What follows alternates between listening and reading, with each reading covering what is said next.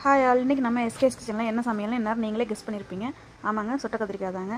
எனக்கு கேஸ் ஸ்டவ்வில் கத்திரிக்காயை சுட விருப்பம் இல்லாதனால நான் விறகடுப்பில் சுட்டு எடுத்துகிட்டேங்க. நீங்கள் கேஸ் ஸ்டவ்லையும் சுட்டுக்கலாங்க.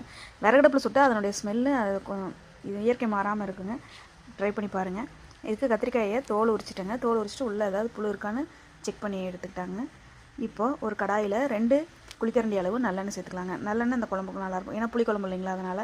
இப்போ கடுகு சேர்த்து உளுந்து 1 டேபிள் ஸ்பூன் அளவு சேர்த்துட்டுங்க. 1 டீஸ்பூன் வெந்தயம், 1/4 டீஸ்பூன் பெருங்காயத்தூள் சேர்த்து நல்லா வதக்கி விட்டுக்கலாங்க. வெந்தயமும் உளுந்தும் நல்லா ஒரு கோல்டன் கலர் வர அளவுக்கு வறுத்து விட்டுக்கலாங்க.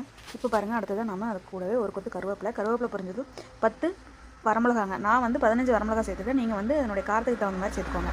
ஏன்னா புளிக்குழம்புங்கிறதுனால அதுக்கு நம்ம காரம் ஜாஸ்தியாக சேர்த்தா தான் கொஞ்சம் நல்லாயிருக்குங்க. இப்போ பாருங்கள், மிளகா நல்லா செவந்து வந்ததும் ஒரு 200 கிராம் சின்ன வெங்காயங்க. இந்த குழம்புக்கு பார்த்திங்கன்னா சின்ன வெங்காயம் தான் அதிகமாக சேர்த்துருக்குங்க. சின்ன வெங்காயம் சேர்த்தா குழம்பு ஒரு நாள் வச்சு சாப்பிட்டாலும் கெடாதுங்க. அடுத்ததாக நம்ம ஒரு பெரிய எலுமிச்சம்பழம் அளவு புளியை நல்லா கெட்டியாக கரைச்சிட்டுங்க, நம்ம சுட்டு வச்சுருக்க கத்திரிக்காயை அதில் போட்டு நல்லா பிசைஞ்சிக்கலாங்க.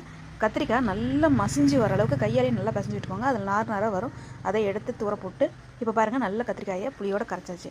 இப்போ பாருங்கள், வெங்காயம் நல்லா செவந்து வந்திருக்குதுங்க.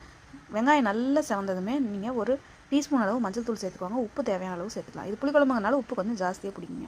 இப்போ நம்ம கரைச்சி வச்சுருக்கிற கத்திரிக்காய் புளி கரைசலை அதில் ஊற்றி மூடி போட்டு நல்ல ஒரு நிமிஷத்துக்கு அந்த புளியோட பச்சை வாசனை மட்டும் போனால் போதுங்க. ரொம்ப கொதிக்கணும்னு அவசியம் இல்லை.